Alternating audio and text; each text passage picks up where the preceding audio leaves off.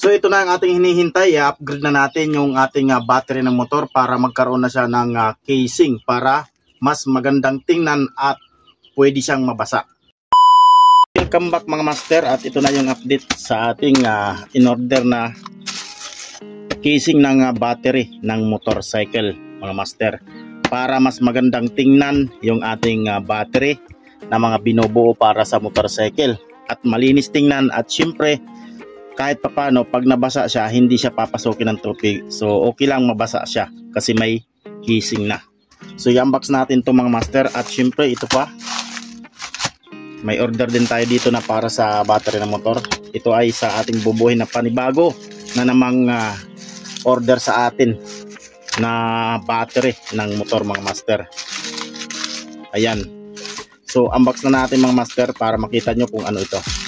At syempre huli natin to mga master.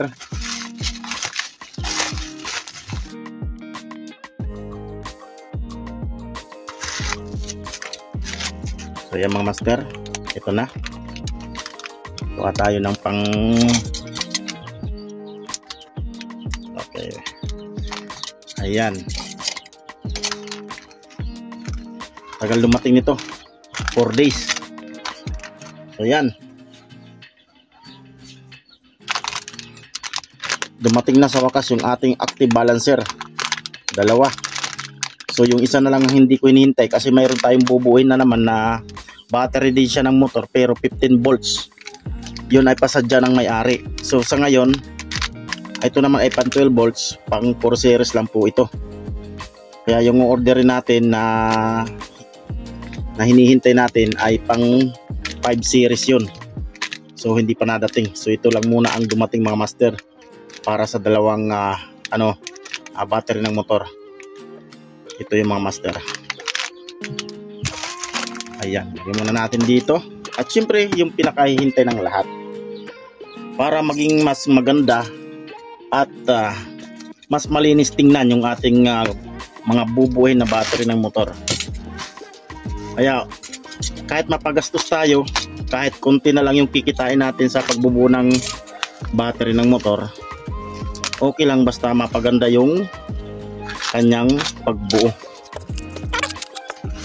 Kaya medyo pricey po yung ating ginagawang battery ng motor mga master, kasi nga papaliwanag ko sa inyo, yung ginamit natin kasing active balancer ay 6 amp na po, 6 ampere po yan. 6 ampere po yan mga master.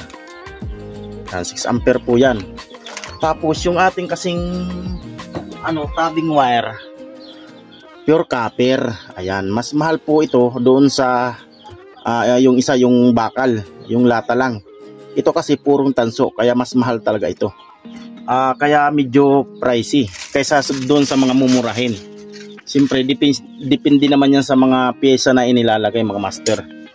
Kung quality yung pyesa, quality din medyo konti ang price nya. Kaya sa mga gustong magpabuo ng battery ng motor, yung interesado lang yung sure buyer, mag-PM lang po kayo direct sa akin. Kasi sa comment section, hindi ko na halos makita yung inyong mga comment, hindi ko kayo lahat ma-replyan dahil yung iba natatabunan na yung kanilang comment. Ayan na mga master, oh. Tera. Whoop, ang ganda. Ito. Okay. Ayan mga master, oh. Mayroon na tayong casing ng ating binubuo na battery ng motor. Ayan.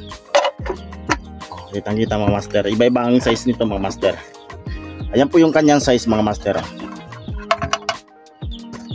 So mas malaki ng konti yung YT5.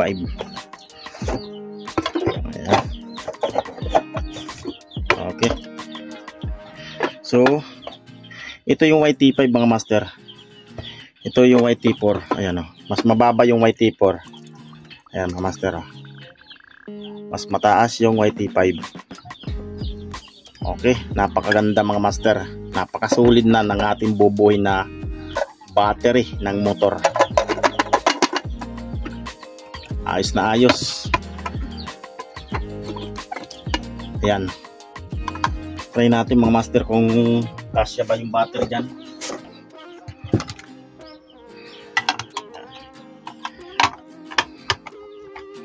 Kapag ganito, hindi. Ganito lang.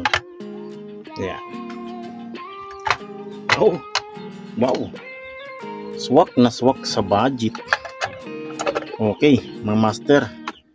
Sakto lang siya. Oh, master. Pagpatayo kasi, medyo ayan, hindi kasya pagkapatayo siya. Kailangan pahiga. Ayan. Tayo na lang ang mag-ano niyan. Bahalang para magkasya. Ayan, ganyan. Ayok. Oh. Okay siya, master. Ayan. Ayan, medyo gitna natin ng konti. Ayan, sakto lang mga master, oh. Swak na swak. Lalo na dito kasi mas luwag dito. Pwede dito patayo siguro. Ayan. Ayan. Testing natin. Patayo. Okay. Luwag na luwag pa mga master. So, 4 na battery lang talaga ang magkakasya dito. Hindi pwede yung 8. Ayan. 4 na piraso lang. So, may space pa siya para sa active balancer dito sa loob. Mas mataas nga lang ito mga master. Ito, pwede kasi itong gamitin din sa mga pang 18650 na battery.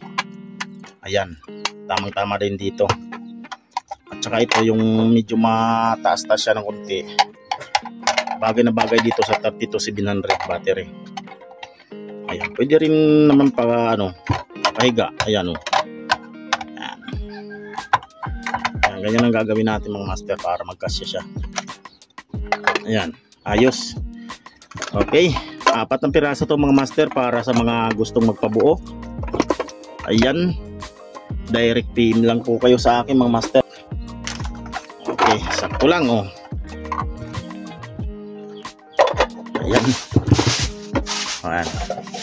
Yun lang mga master, maraming salamat sa inyong sulit na panonood dyan. Huwag nating kalimutan i-like at i-share ang video na to. At kung napadaan ka lang sa channel na to, huwag kalimutan mag-follow para updated kayo sa mga ganitong upload na video. Maraming salamat. Hanggang sa muli mga ka-DIY.